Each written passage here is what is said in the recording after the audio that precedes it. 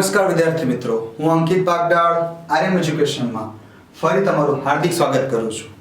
આજે આપણે સ્વાધ્યાય 7.4 ના 1 થી 9 પ્રશ્નની ચર્ચા કરીશું.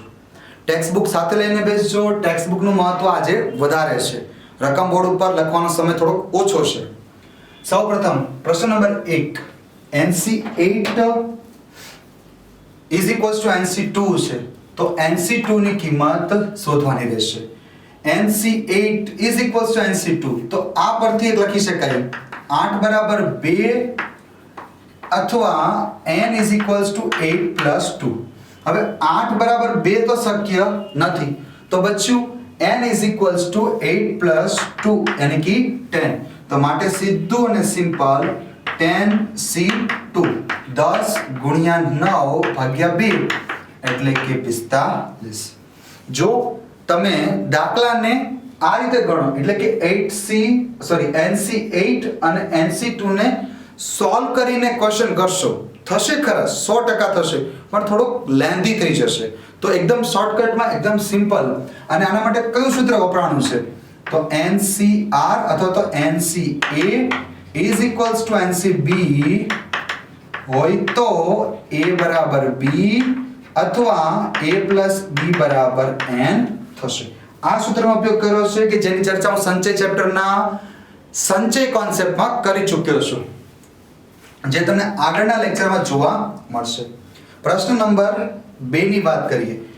n ની કિંમત શોધવાની છે. n ની કિંમત શોધો. પહેલો પ્રશ્ન છે 2NC3 ભાગ્યા NC3 12/1. ખાસ ધ્યાન રાખવું, પ્રશ્નના કોન્સેપ્ટને જોઈને સીધું ઊંધું મન રાખીને ખેંચવા જ નહીં મળતા, કારણ કે દાખલો થોડુંક તમને હેરાન કરશે. ચાલો સોલ્વ કરીએ. 2NC3 એટલે એ થશે 2n-1 અને 2n-2 છેદમાં 3 ફેક્ટોરિયલ 3 ગુણ્યા 2 ગુણ્યા 1. આને સોલ્વ કરીએ તો આ થશે n-1 આ n-2 છેદમાં 3 ગુણ્યા 2 ગુણ્યા 1 is equals to 12. છેદમાં 1 લખવાની કોઈ જરૂર નથી. 1 2 3 1 2 3 છેદા ગાયબ. હવે આગળ પણ એક વાત, સર આ કેવી રીતે આવ્યું? તો આ આપણે NCR ફેક્ટર સૂત્ર જે ઉપયોગ કરીએ ને, n ફેક્ટોરિયલ છેદમાં આ n minus r factorial into r, તેના પરથી આ આપણે મેળવેલું છે. એના પરથી કેવી રીતે આવે? તો બહુ સિમ્પલ વસ્તુ છે. n 2n 2n-1 2n-2 2n-3 factorial છેદમાં 2n-3 અને 3 ફેક્ટોરિયલ. આ રીતે સૂત્ર બનશે અને આગળ ઉડાવી શકાય. છતાં બી નથી ખબર પડતી તો આગળના લેક્ચરમાં બહુ શાંતિથી અને ક્લિયર કરાવેલું છે. આગળના ચેપ્ટરમાં નહીં પણ લેક્ચરમાં. ચલો હવે સોલ્વ કરીશું. આ n ગાયબ, અહીંથી 2 કોમન કાઢી શકાય. તો સૌપ્રથમ પહેલા 2 કોમન કાઢી દઈએ તો 2 * 2 થઈ જશે 4. માટેની નિશાની 2n-1 અને અહીં બચશે n-1 છેદમાં n તો ઉડી ગયા છે, તો n-1 અને n-2 is equals to 12. 4 ગુણ્યા 3 12. n-1 ગાયબ. માટે 2n-1 is equals to 3n-6. 3n ને ત્યાં જ રાખીએ, -6 ને આ બાજુ લાવીએ એટલે 5 is equals to 5n. n 3n-1 એટલે કે n ની કિંમત આપણને 5 મળી ગઈ. આમાં બીજો પ્રશ્ન છે, તેને સોલ્વ કરીએ.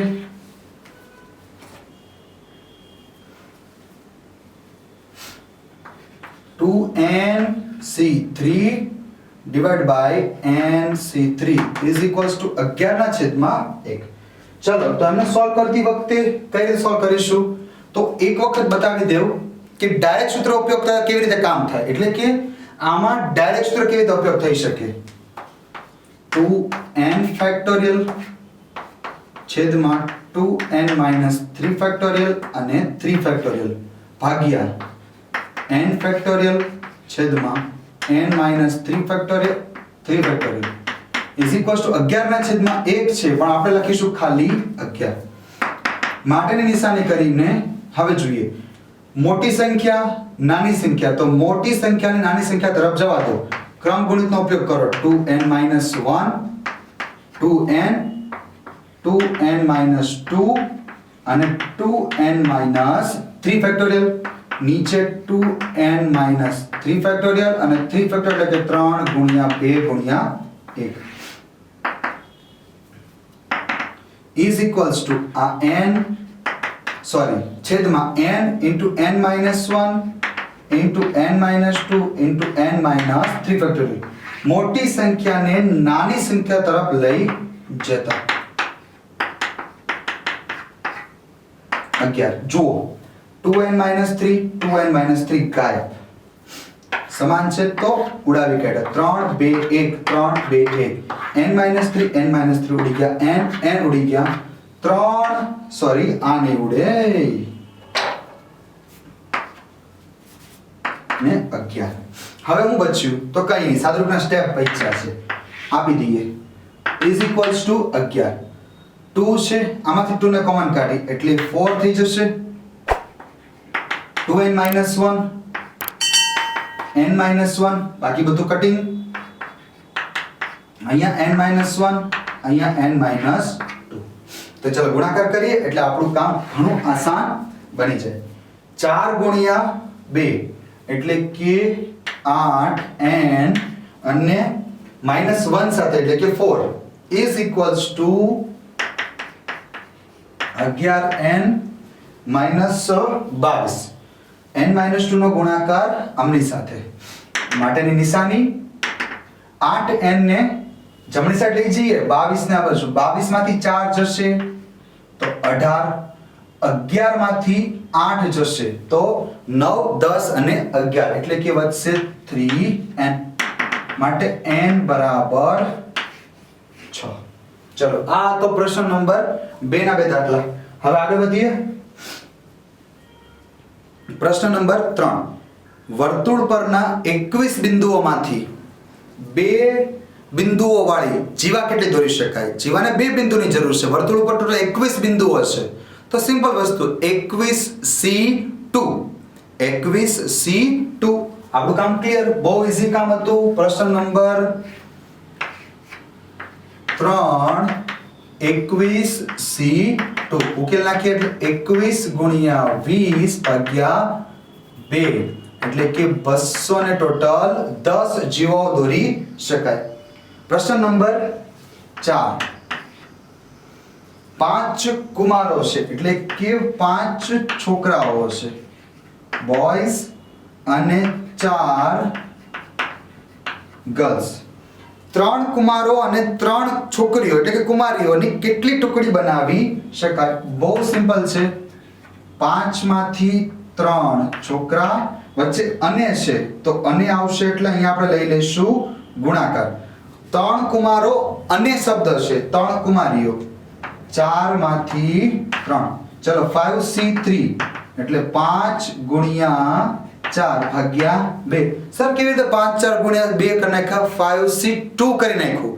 NCR is equals to NCN minus R અને 4c3 મને ખબર છે એ કેટલું થવાનું છે 4 જ થવાનું છે તો ચાલો ઉડાવી નાખીએ 5 દુ 10 ગુણ્યા 4 એટલે કે 40 થઈ જશે પ્રશ્ન નંબર 5 6 લાલ દડા છે તો 6 red plus 5 white plus 5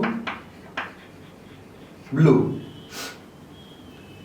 5 6 5 5 10 total 16 દડાઓ થયા ટોટલ દડામાંથી દરેક રંગના 3 દડા એમ 9 દડાની પસંદગી કેટલા પ્રકારે કરી શકાય ટોટલ 16 દરેક રંગના 3 દડા લેવાના છે એમ કરીને ભેગા કરીને કુલ બનાવવાના છે એટલે કે 6 માંથી 3 અને 5 માંથી 3 અને 5 માંથી 3 6 6 માંથી 3 6c3 6 ગુણ્યા 5 ગુણ્યા 4 પણ નથી સોલ્વ કરતો, તમે આરામથી સોલ્વ કરી શકો છો.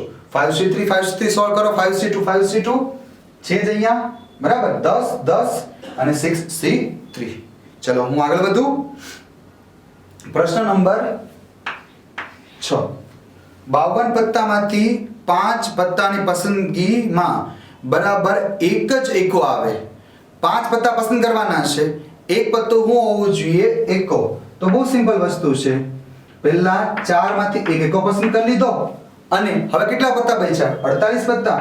તો 48 માંથી બાકીના 4 પસંદ કરી લીધા. 4c1 એ થશે તમારા 4. અહીંયા 48 ગુણ્યા 47 ગુણ્યા 46 ગુણ્યા 45 છેદમાં 4 3 2 અને 1. આમને સોલ્વ કરો તો આપણો આન્સર આવી જશે. ચલો પ્રશ્ન નંબર 7. ક્રિકેટની રમતમાં 17 ખેલાડીઓ આવેલા છે. તે પૈકી 5 ખેલાડીઓ બોલિંગ કરે છે. ટોટલ 17 ખેલાડીઓ છે, 5 બોલિંગ કરે છે. સિમ્પલ વાત છે તો કેવા હશે? બોલર. પ્લસ બાકીના કેવા હશે? બેટ્સમેન એટલે કે ગેંદબાજ. જોઈએ. ઓકે, ચલો સરસ વાત છે. બાકીના 12 નું કંઈ વર્ણન આપ્યું નથી એટલે આપણે અધર લખી હતી. હવે હું કીધું છે 5 ખેલાડીઓ બોલિંગ કરે છે, દરેક ટુકડીમાં 4 બોલર હોવા જોઈએ. તો ચાલો 5 માંથી 4 પસંદ કરી શકું. દરેક ટુકડીમાં 4 બોલર હોય તેવી 11 ખેલાડીઓની કેટલી ટુકડી બને? કુલ 11 પસંદ કરવાના છે. 4 કમ્પલસરી બોલર આવવા જોઈએ. તો બાકીના 7 જે બચ્યા છે તે આપણા અધર પ્લેયર આવશે. અધર પ્લેયર મતલબ બેટ્સમેન પણ છે, વિકેટ કીપર પણ છે અને ઓલરાઉન્ડર પણ છે. તો 5 માંથી 4 પસંદ કર્યા, બાકીના બચ્યા ટોટલ 12 પ્લેયરો. 12 માંથી ટોટલ 7, 12c7 આટલી ટુકડીઓ બનાવી શકાય 11 પ્લેયરોની. પ્રશ્ન નંબર 8. એક થેલીમાં 5 કાળા, 5 બ્લેક અને 6 રેડ દડા છે, એટલે કુલ થઈ ગયા તમારા 11 બોલ્સ. ચાલો હવે શું કરવાનું છે? 2 કાળા અને 3 ની એમ પસંદગી કરવાની છે. અહીંયા વચ્ચે તથા એટલે કે અને આપેલું છે, તો ટોટલ 5 દડા પસંદ કરવાના થશે. 2 કાળા તો 5c2 અને 3 લાલ તો 6c3. ચલો પ્રશ્ન નંબર 9. જો વિદ્યાર્થીએ 2 ચોક્કસ વિષયો પસંદ કરવા ફરજિયાત હોય અને તો વિદ્યાર્થી ઉપલબ્ધ 9 માંથી 5 વિષયો કેટલા પ્રકારે પસંદ કરે? 2 તો ફિક્સ જ છે, સિલેક્ટ કરવાના જ છે. તો બાકી કેટલા બચ્યા? ટોટલ બચ્યા 3. 9 વિષયોમાંથી 2 ફિક્સ કરી દો, બરાબર છે. તો બાકીના વચ્ચે 7 વિષયો. 7 માંથી 3 7c3 અને 2c2 બંનેનો ગુણાકાર કરો એટલે આપણો જવાબ આવી જશે. તો આ હતું આપણું સ્વાધ્યાય 7.4. નેક્સ્ટ લેક્ચરમાં પ્રક્રિયાના ઉદાહરણો અને આગળ સ્વાધ્યાય 7 ની ચર્ચા આપણે કરીશું. આજના લેક્ચર બદલ ધન્યવાદ. કોઈ લોજિક કે કોઈ જગ્યાએ ડાઉટ છે, કોઈ જગ્યાએ ગણતરીમાં કોઈ મિસઅન્ડરસ્ટેન્ડિંગ છે તો તમે કમેન્ટ કરી શકો છો. ધન્યવાદ. આવજો.